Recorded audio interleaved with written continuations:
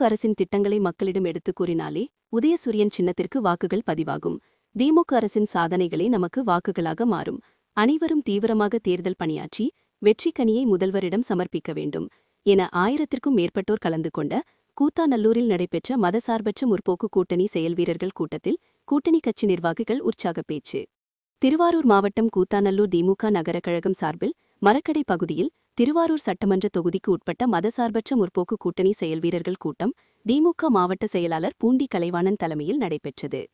இந்த கூட்டத்தில் திமுக, காங்கிரஸ், திராவிடர் கழகம், கம்யூனிஸ்ட் கட்சிகள், எஸ்டிபிஐ, தேமுதிக, மக்கள் நீதி மய்யம், மதிமுக, மனிதநேய மக்கள் கட்சி, விசிக, மனிதநேய ஜனநாயக கட்சி, தமிழ்நாடு விவசாய தொழிலாளர் கட்சி, இந்தியன் யூனியன் முஸ்லிம் லீக், தமிழர் தேசம் கட்சியுள்ளிட்ட கூட்டணி கட்சி நிர்வாகிகள், கிளைக்கழக நிர்வாகிகள், PLA2 நிர்வாகிகள், சார்பணி நிர்வாகிகள் என 1000க்கும் மேற்பட்டோர் கலந்து கொண்டனர்.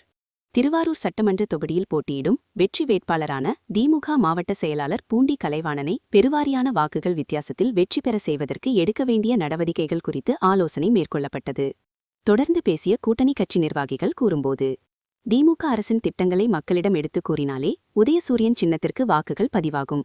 எனவே நமது சட்டமன்ற தொகுதி வெற்றி வேட்பாளரை அதிக வாக்கு வித்தியாசத்தில் வெற்றி பெற செய்ய அனைவரும் ஒன்றிணைந்து அயராது உழைக்க வேண்டும். வீடு வீடாக சென்று தலைவரின் சாதனைகளை தெரியப்படுத்த வேண்டும்.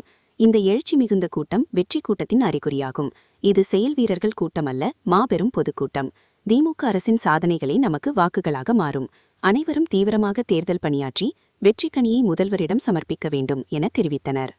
இந்த கூட்டத்தில் கூத்தாநல்லூர் திமுக நகர செயலாளர் பக்கிரிசாமி, கூத்தாநல்லூர் நகர்மன்ற தலைவர் பாத்திமா பஷீரா மற்றும் கம்யூனிஸ்ட் கட்சிகள், விடுதலை சிறுத்தைகள், மதிமுக, தேமுதிக, மனிதநேய மக்கள் கட்சி உள்ளிட்ட கூட்டணி கட்சி நிர்வாகிகள் கலந்து கொண்டனர்.